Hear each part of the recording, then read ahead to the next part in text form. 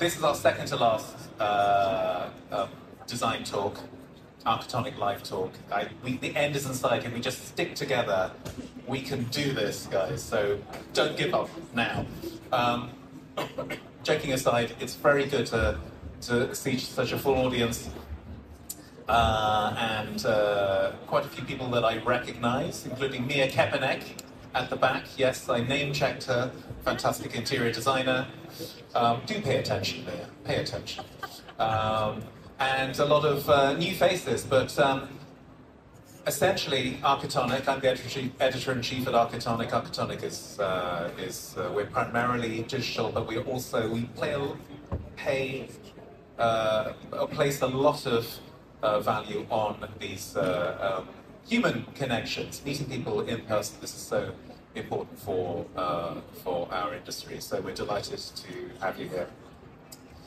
I'm delighted to have maybe a slightly reduced number of guests for this particular session, but I think you can speak for all of the brands that are involved. So what have we done so far? We've had talks with architects, interior architects, designers.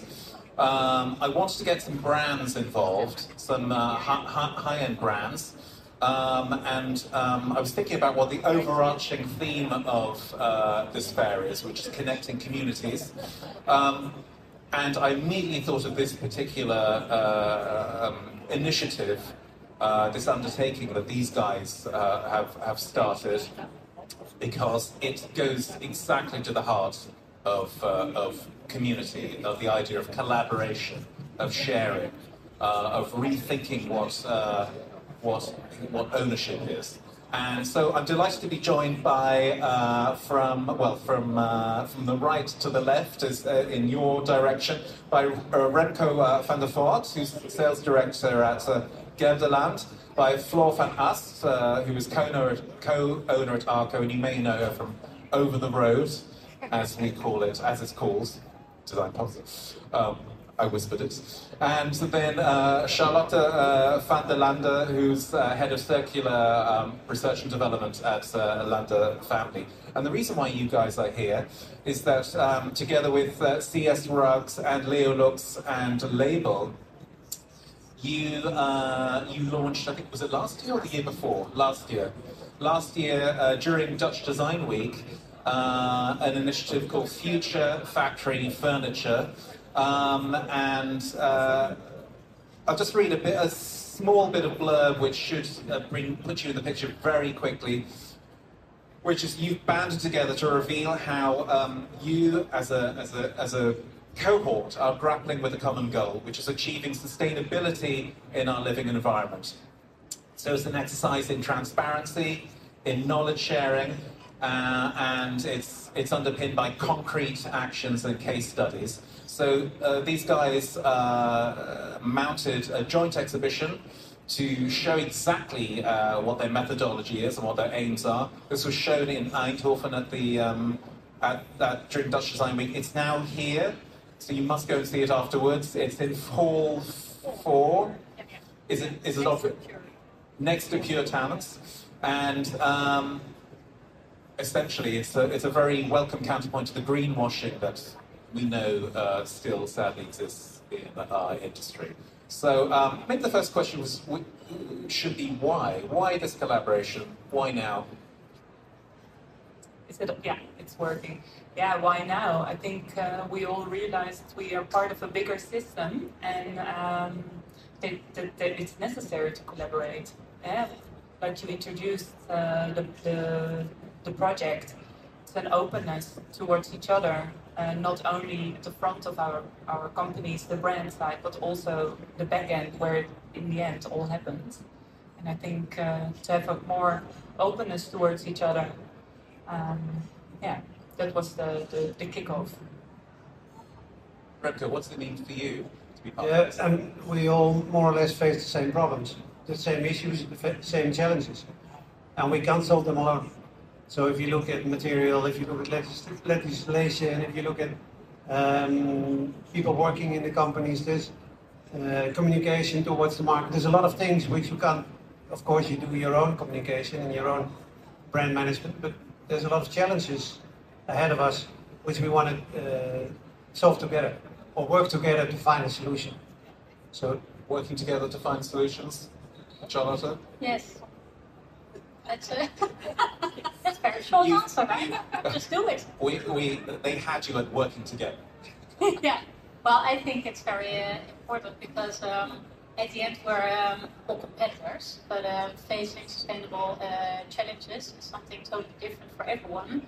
And I think when we collaborate and work together, we can move faster and further, more broadly. I mean, you touched on a very important point there, which is competition. Yeah. You know, we still exist in a market, and I mean, was there a huge amount of trust already in place between you guys, or did some of you, if I might suggest, sign up a bit more tentatively than others, or were you all completely there? Because you would think, you know, proprietary research, for example, is like gold. So if a company has invested time and money in finding a certain solution, yes, it might be to the benefit of the wider community, the wider industry, and of course beyond. But doesn't sharing that type of knowledge potentially reduce your competitive edge? Well, it takes time to get to know each other. Of course, we knew each other, but it takes time to work together, to build the trust. It all started out last year when we did a fair in Eindhoven together. That was in February when IMM was cancelled. We decided to do a fair in Holland, and already there we invited all our clients, which are, of course, we all have more or less the same clients. Just like here, there's competitors all around, and still you do the same thing. So that was the first step, and then also the Dutch Design Week was very active to support us and to stimulate us to work together. And then you go to sessions, you start talking, and you notice you have the same issues which you can't solve on your own. And then the trust is built. But of course, it takes time. Yeah, and I also think having respect for one another, because the difference lies in everyone's personal identity, like the brand's identity. That's where we distinguish ourselves from one another, and having the respect that we don't cross that line, although it might be a little gray sometimes, but then try to communicate about it. So I think having respect and don't cross the identity line of the other one, that's a big part of getting the trust for the other party. And then collaborating on the sustainable thing is like the upper level, or maybe under level, the base. Yeah. And you're all fully on board with that. That's what you're doing. Well, maybe to add to this, I think the companies that are on board, we all share a rich history in making. We are design brands. That's how most of you probably know us, or hopefully. But we are all producers ourselves, have a strong development department, often in-house design teams. So I think we all really have our own identity and specialty. So there are upholstery specialists, we are wood specialists, there is a more manufacturer of rugs. So I think this also helps. So I mean, how should I describe it? An initiative, an undertaking, a joint project, an ongoing joint project. Well, maybe that's not so important. What we call it. Let's break it down. What is it exactly? So what brief did you set yourself at the start? Was there a roadmap that you developed? Did you already have a explicit list of outcomes? And how do you work together? What's the methodology? Well, we started with sharing knowledge and what are the dilemmas we all face. So in the presentation, you will also see 40 of the dilemmas we have. And the first thing is what we started is, okay, what are the most important dilemmas we all face? And like we're working on a roadmap now, but the most important thing is that we pinpoint what are the things that need the most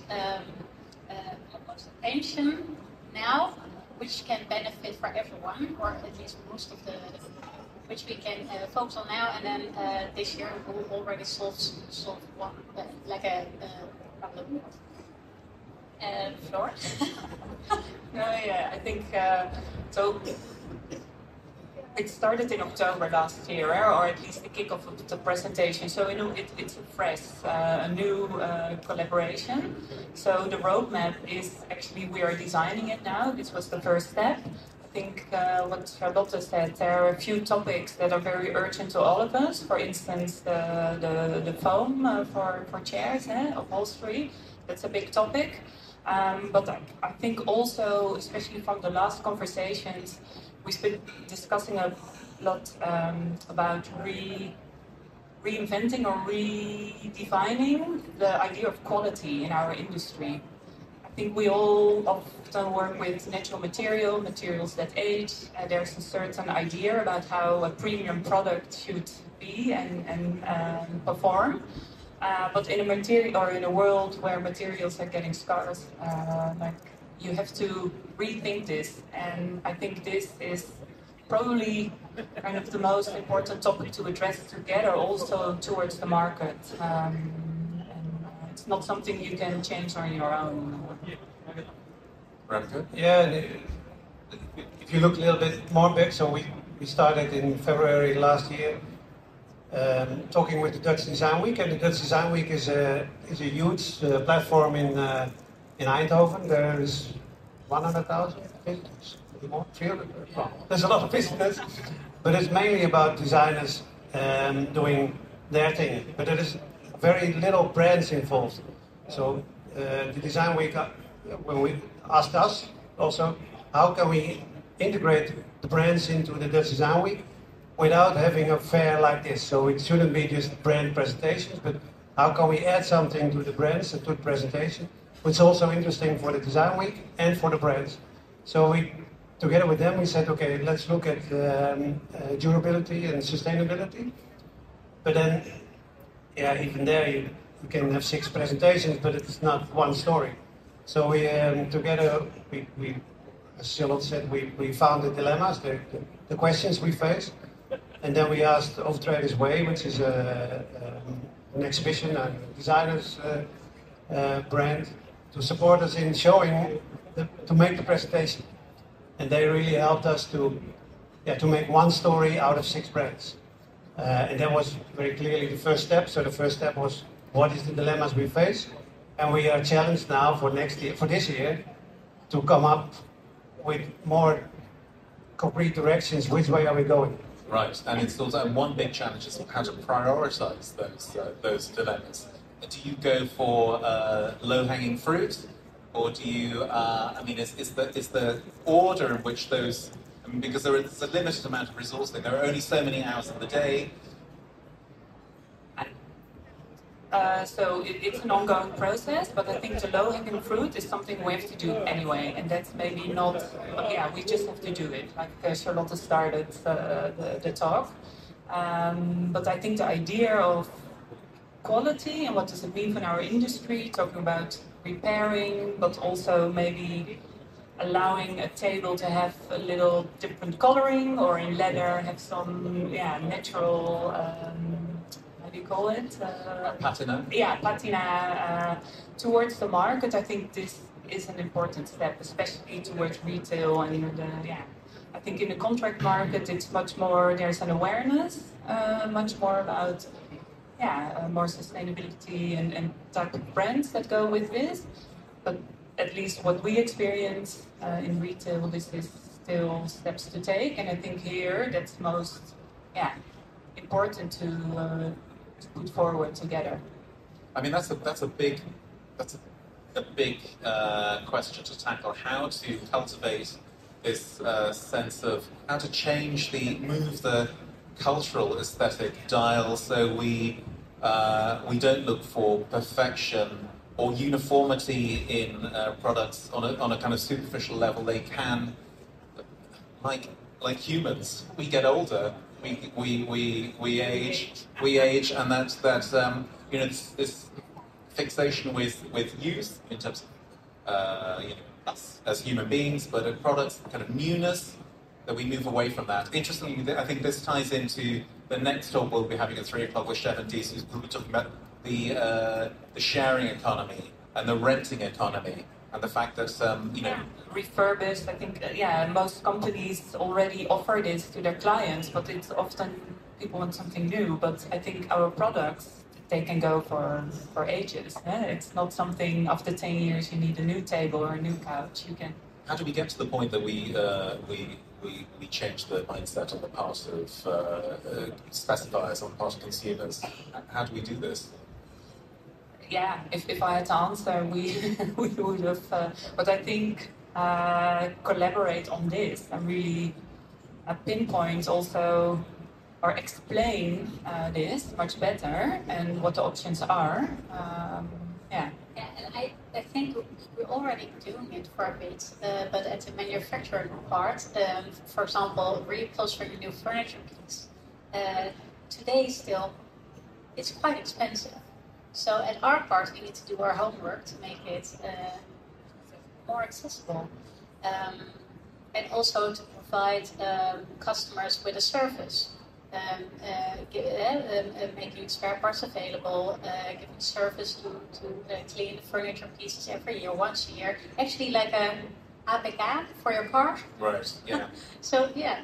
The idea of owning a subscription to a particular a design service, a furniture service, where maybe you're only part owner, you're the owner of the subscription, but not the products themselves. And It's I can imagine that brands stay the owner of the material in the future, and in terms of services and repairing, you would like to do this locally. So how can you connect to a network locally to repair?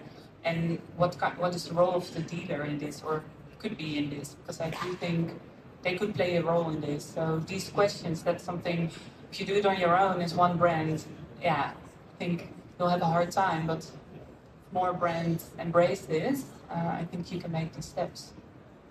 Fascinating, right? Yeah, and there's also legislation coming our way, new laws from Europe, where we are more responsible for the furniture we make.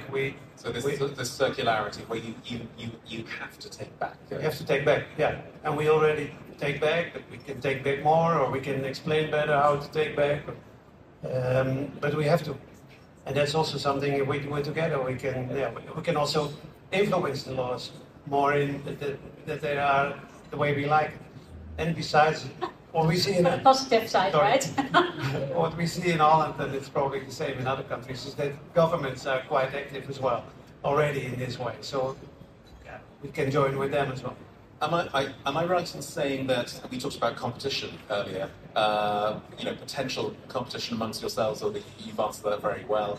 Am I right in thinking that one of the principles of this collaboration is that the research that you develop, the findings that you obtain, you are prepared to share them with the community as a whole, the industry as a whole, rather, I should say. Is this your intention?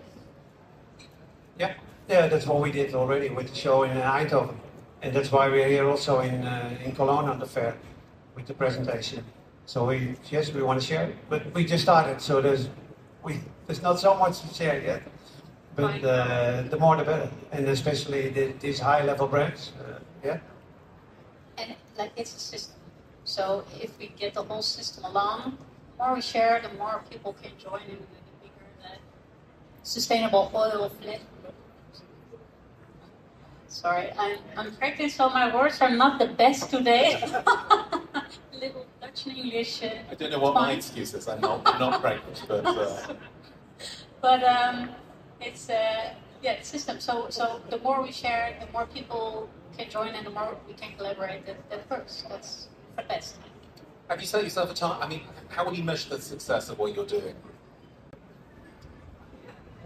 Good question. Yeah. I think if it goes beyond the brands, so what Charlotte said, we are part of a system. I think we all feel the responsibility and act like this as a brand ourselves, but we know that we also have to go a step further, deeper down into the system, both ways. And I think that's in the end what is necessary. And this openness towards each other at the back end of our companies, which you usually don't get to see. I think, that's the big advantage. But again, also towards our customers, the audience, the people using our products, they have a role. Right, and I can see this. I mean, I can see in this kind of collaborative way of working, I can see you guys also learning, enriching yourselves in terms of understanding how to collaborate with others, which you can then apply to different stakeholders. Of course, and it's in that sense, that's something new and a lot we don't know. And that's okay to say. Sometimes we just don't know.